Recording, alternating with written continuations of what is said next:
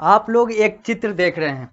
इस चित्र में देखिए बहुत सारी चीजों को आप यहाँ पर देख सकते हैं और बहुत सारी चीजों को यहाँ पर समझा जा सकता है, क्योंकि यह तो सिर्फ एक चित्र है जहां पर आप लोगों को दिल्ली सल्तनत के बारे में लिखा गया हुआ एक चित्र के माध्यम से कुछ चीजों को दिखाया जा रहा है। यहाँ पर ये 4 लोगों का चेहरा है, यहाँ पर ये 5वां व्यक्ति है, यहाँ पर कुछ आप लोग को दिख रहा है और ये सारी चीजें मैं आप लोग को इसलिए दिखा रहा हूं, आप लोग के साथ इसलिए साझा कर रहा हूं क्योंकि अब जो नए अध्याय की शुरुआत करने हम लोग जा रहे हैं वो यही दिल्ली सल्तनत यानी कि इसी पिक्चर के आधार पर जुड़ा हुआ है, या फिर कहें तो यही पिक्चर जो है अब आधार बनेगा हमारे नए अध्याय का, यानी कि इस वाले अध्याय का जो आप लोग के सामने स्मार्ट बोर्ड के माध्यम से दिख रहा है पृष्ठ संख्या 23 पर, जो आप लोगों को आपके क्लास 7 में सोशल स्टडीज के तौर पर पढ़ना है। अध्याय संख्या 3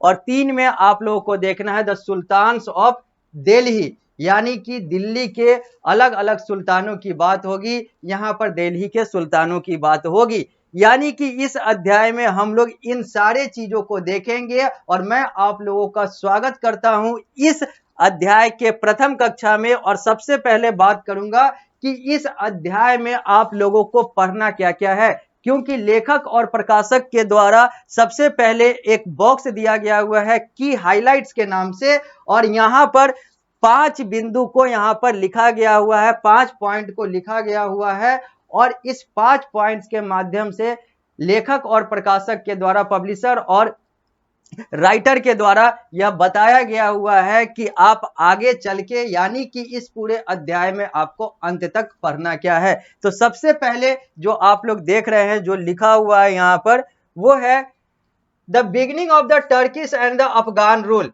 जो टर्किश और अफगान रूल की जो शुरुआत हुई उसके बारे में आप लोग इस अध्याय में देखेंगे।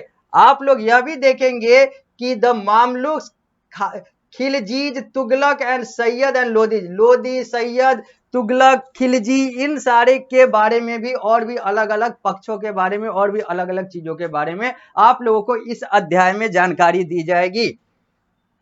तीसरा जो पॉइंट है वो कहा जा रहा है कि changes introduced by the sultans of Delhi in court and general administration. वो कौन कौन से बदलाव हुए जो दिल्ली के सुल्तान्स ने अपने क्षेत्र में या फिर कहें तो अपने साम्राज्य में स्थापित किया, बदलाव लाया, और वो कौन कौन से जनरल एडमिनिस्ट्रेशन यानी कि जो प्रशासनिक बदलाव हैं इसकी भी बात हम लोग करेंगे। हम लोग एक केस स्टडी के तौर पर देखेंगे तुगलक के बारे में। केस स्टडी क्या होता है इसके बारे में हम लोगों ने पहले बात कर रखी है कि केस स्टडी कहते किसको हैं। यहां पर हम लोग केस स्टडी में तुगलक के बारे में पढ़ेंगे और causes of the downfall of the Delhi सल्तनत, और अंत में हम लोगों ने को यह देखना है कि दिल्ली सल्तनत का पतन का कारण क्या बना। दिल्ली सल्तनत आखिर पतन उसका हुआ तो आखिर वो किस कारणवश हुआ उसकी बात भी हम लोग करेंगे। The causes for the downfall of Delhi सल्तनत या फिर causes of downfall of the Delhi सल्तनत, इसकी भी बात की जाएगी। यानी कि यह 5 बिंदु जो है वो आधार है, या फिर कहे तो यही 5 बिंदु पर आप लोगों को इस पूरे अध्याय को पढ़ना है। तो अब हम लोग आगे बढ़ते हैं और लिखा हुआ है सबसे पहले लेट्स स्टार्ट विथ। अब इसके साथ हम लोग शुरू करते हैं और यहाँ पर 2 व्यक्ति है, एक बच्चा है और एक वयस्क है, जैसा आप लोग यहाँ पर चित्र के माध्यम से देख सकते हैं।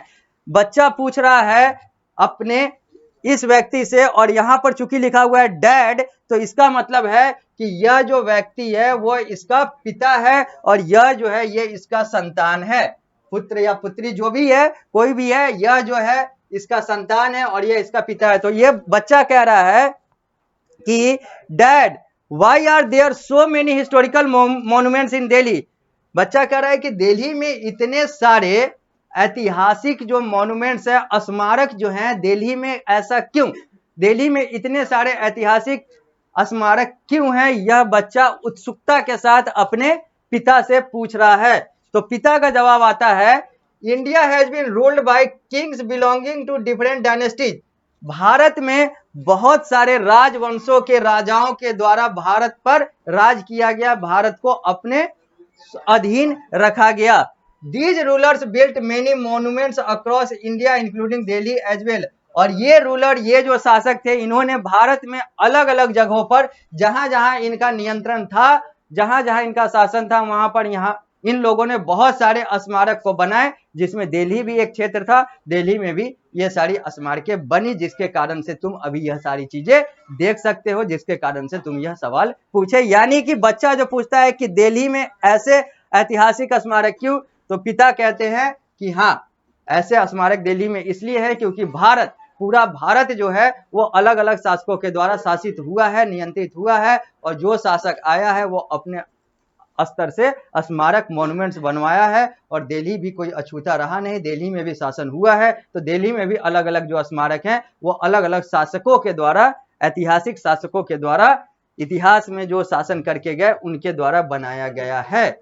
अब हम लोग आगे बढ़ते हैं और बात करते हैं दिल्ली सल्तनत की, जो कि एडी 1206 से 1526 तक की बात आती है यहाँ पर। तो सबसे पहले हम लोग बात करेंगे 1206 से 1526 एडी के समय वर्ष के दौरान दिल्ली सल्तनत की क्या बात आई, या फिर दिल्ली सल्तनत का क्या आधार रहा। तो लिखा हुआ है, Mohammad Ghori's victory against Prithviraj Chauhan in the second battle of Tarain paved the way for the Turkish Afghan rule in India. अब कहा जा रहा है कि जो मोहम्मद गौरी और पृथ्वीराज चौहान में जो तराइन में जो दूसरा बैटल, दूसरा युद्ध हुआ, या फिर कहे तो तराइन का जो दूसरा युद्ध हुआ, जहां पर मोहम्मद गौरी और पृथ्वीराज चौहान के बीच में युद्ध हुआ, जिसमें पृथ्वीराज चौहान हार गए, मोहम्मद गौरी जीत गया, वो एक रास्ता बना गया Turkish Afghan rule in India, यानी कि भारत में इन दो क्षेत्रों के लोगों के द्वारा भारत में आक्रमण करके या फिर भारत को, या फिर भारत के कुछ क्षेत्र को शासित करने का एक रास्ता बना गया, क्योंकि पृथ्वीराज चौहान की यहां पर हार हो गई और विदेशी मोहम्मद गौरी जो है वो जीत गया, आक्रमणकारी मोहम्मद गौरी जीत गया, जिसके कारण से इन दो लोगों का या फिर इन दो देशों के लिए भारत का प्रवेश द्वार जो है वो, एंट्री जो है वो खुल गया। The successors of Gauri assumed power in 1206 till 1526 and this period of Indian history is known as the Sultanate period। और जो गौरी के जो सक्सेसर थे, उसके जो उत्तराधिकारी या फिर उसके जो आने वाले जो लोग थे, मतलब उसके बाद वाले जितने भी बहुत सारे जो शासक थे या फिर कहे जो सक्सेसर जो थे गौरी के, यानी कि गौरी के बाद 1206 से लेकर 1526, यानी कि वर्ष 1206 से लेकर 1526 तक बहुत सारे लोगों ने भारत पर शासन किया, भारत को शासित किया, और इसी को भारतीय इतिहास में सल्तनत पीरियड कहा जाता है, सल्तनत काल कहा जाता है। यानी कि वो समय जो 1206 ईस्वी से 1526 ईस्वी तक, यानी कि सेकेंड बैटल ऑफ तराइन के बाद जो टर्किश अफगान रूल के लिए गेटवे बन जाता है भारत का, क्योंकि पृथ्वीराज चौहान हार जाते हैं। उसके बाद गौरी के जो आने वाले, जो गौरी के बाद वाले जो आने वाले जितने भी थे, वो उन्होंने 1206 से लेकर 1526 तक अपना शक्ति जो है वो भारत में प्रदर्शित किया, या फिर कहें तो भारत को अपने तरीके से लूटा, शासित किया, और इसी को हम लोग भारतीय इतिहास का सल्तनत पीरियड कहते हैं। The period saw the rule of 5 dynasty, और इस सल्तनत पीरियड में 5 साम्राज्यों ने शासन किया, जो कि टर्किश अफगान ओरिजिन के थे, यानी कि टर्किश अफगान से इनका निकलाव था, या फिर वहां से ये निकले थे। ये 5 डायनेस्टी ने, 5 वंशों ने, 5 राजवंशों या फिर कहें तो 5 साम्राज्यों का यहां पर शासन हुआ। यानी कि सल्तनत पीरियड में 5 डायनेस्टी की बात आएगी, Mamluk dynasty, Khalji dynasty, Tughlaq dynasty, Syed dynasty और अंत में लोदी डायनेस्टी। ममलूक, खलजी, तुगलक, सैयद और लोदी, और इसी की बात हम लोग एक एक करके इस अध्याय में करेंगे, क्योंकि हम लोग को पढ़ना ही द सल्तनत पीरियड यानी कि सुल्तान्स ऑफ दिल्ली के बारे में है इस अध्याय में। तो सबसे पहले बात करेंगे स्लेव डायनेस्टी का, जिसको हम लोग ममलूक डायनेस्टी भी कहते हैं। यानी कि अब सबसे पहले बात होगी ममलूक डायनेस्टी की, जो कि एडी 1206 से 1290 यानी कि 1290 तक रहा। यानी कि 1206 से लेकर 1290 तक आने वाले ममलूक या फिर स्लेव डायनेस्टी की बात हम लोग सबसे पहले करेंगे। तो यहां पर पृष्ठ संख्या 23 पर लिखा हुआ है ममलूक के बारे में कि सबसे पहले इसमें दे रहा है कुतुबुद्दीन ऐबक के बारे में, जिसने 1206 से लेकर 1220 तक शासन किया। 1206 से 1290 तक यह डायनेस्टी चला, जिसमें सबसे पहले कुतुबुद्दीन ऐबक शासक की बात आ रही है, जो 1206 से लेकर 1220 90 तक चला। 1206 से 1220 तक कुतुबुद्दीन ऐबक का काल था। लिखा हुआ है पहला, Qutubuddin Aibak was the slave of Gauri and came to India with him during the invasion he made। Qutubuddin Aibak जो था वो गौरी का दास था, मोहम्मद गौरी का दास था, और वो भारत में आया वही गौरी के साथ। After Mohammad Ghori death in 1206, और जब मोहम्मद गौरी की मृत्यु हो गई 1206 में, he proclaimed himself as the sultan and rule from Delhi. तब इसने यानी कि कुतुबुद्दीन ऐबक ने अपने आप को सुल्तान घोषित किया और उसने शासन किया। पृष्ठ संख्या 23 से आते हैं हम लोग पृष्ठ संख्या 24 पर। लिखा हुआ है आगे यहां पर लिखा हुआ है पृष्ठ संख्या 24 पर शुरू में कि ऐबक यानी कि Qutbuddin Aibak founded the slave dynasty, और कुतुबुद्दीन ऐबक ने ही स्लेव डायनेस्टी यानी कि ममलुक डायनेस्टी की स्थापना की, को स्थापित किया।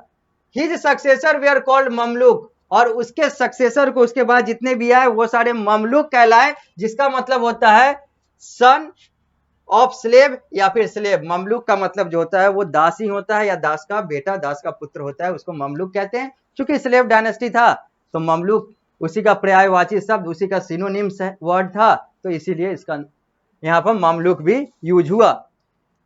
He suppressed several internal revolt besides checking external invader like the Mongol from the southwest। इसने यानी कि ऐबक ने बहुत सारे इंटरनल यानी कि जो आंतरिक विद्रोह था उसको इसने दबाया, कुचला, लोगों को मारा, लेकिन इसने जो विदेशी जो आक्रमण हो रहा था मंगोल इन सब का, यहाँ पर इसने उसको नजरअंदाज किया, क्योंकि जितनी औकात थी उतना ही कार्य कर सकता था। तो he started the construction of the Qutub Minar in Delhi and built several mosques in Delhi and Agra।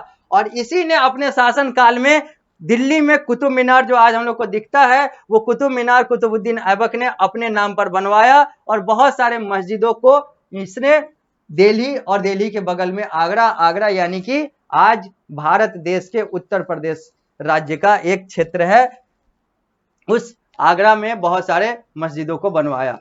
While one time playing चौगन horse polo he fell from horseback and died.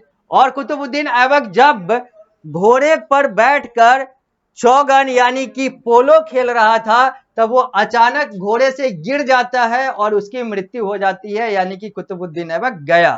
अब हम लोग बात करेंगे इल्तुतमिश की, यानी कि जिसने 1210 यानी कि कुतुबुद्दीन ऐबक वाले काल के बाद 1236 तक शासन किया। यानी कि अब हम लोग जब अगली कक्षा में मिलेंगे तो 1210 से लेकर हम लोग 1236 वाले काल की बात करेंगे, इल्तुतमिश की बात करेंगे। तो मिलते हैं अगली कक्षा में।